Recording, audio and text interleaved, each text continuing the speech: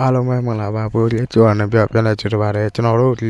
TikTok ဒီလင်းအောင်မို့တော့ဂျပန် TikTok ကောင်းတယ်ထားတင်ဝင်လာပြီးထားတင်တော့မိတာမြင်တွေ့ရတယ်ဂျပန် TikTok ကောင်းအတိတ်လိုလင်းပဲဖြစ်ကျွန်တော်တို့လက်ရှိကောင်းကို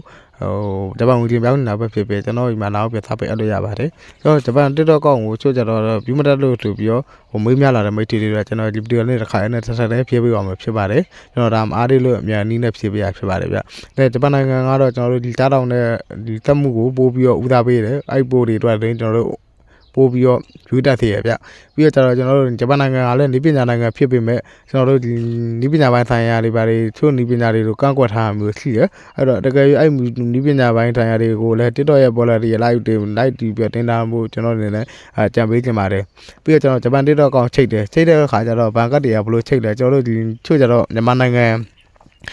အချင်းနာခေါ်တဲ့ကျွန်တော်တို့ဒီပေးသူပေးအချင်းနာတွေနဲ့ဆင်ပြန်လဲတယ်ဗျာတကယ်ကြီးအဲ့လိုမျိုးလဲရဆင်မပြေခဲ့ရတယ်များရှိတယ်ကျွန်တော်တို့ဒီ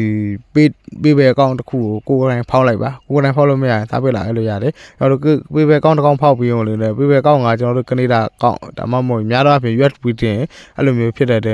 within ကိုနေရဆိုလဲချို့ကြတော့ကက်ကချိတ်ရတယ်ဒါပေမဲ့ကျွန်တော်တို့ဒီငွေထွက်ပုံစံမျိုးတွေလုံးမရမျိုးတွေရှိတတ်တယ်အဲ့မျိုးကကျွန်တော်နောက်ဆုံးနေနဲ့ကြံပေးရဖြစ်တယ်ပြီးတော့ကျွန်တော်တို့ဂျပန် TikTok အကောင့်ကိုမိမိနေနဲ့ဒိတ်ထားရမှာကတကယ်၍မိတ်ဆွေတို့ကဖောက်မယ်ဆိုရင်ဖုန်းနံပါတ်ကိုလုံးဝမထည့်မိပါနဲ့ဒီမေးနဲ့ပတ်သက်ဝင်နဲ့ပဲဒုစတန်ပဲခံပေးထားပါဂျပန် TikTok ကောင်းရဲ့ Fiber ဒီအကောင်းဆုံးချက်တွေဖြစ်တယ်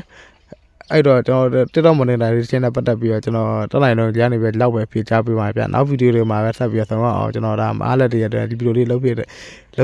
အားလက်တွေလည်းလုပ်ဖြစ်တာဖြစ်တယ်အဲ့အားလေးကိုကျေးဇူးတင်ပါတယ်နော်အဆင်ပြေကြပါရဲ့ဗျပြောတတ်မှဆိုရင်ကျွန်တော်ရဲ့ချက်ပေါက်ကျွန်တော်ရဲ့ Viber နံပါတ်ကတစ်ဆင့်ပြန်လက်ဆက်တွေ့လို့ရပါဗျကျေးဇူးတင်ပါတယ်ဗျ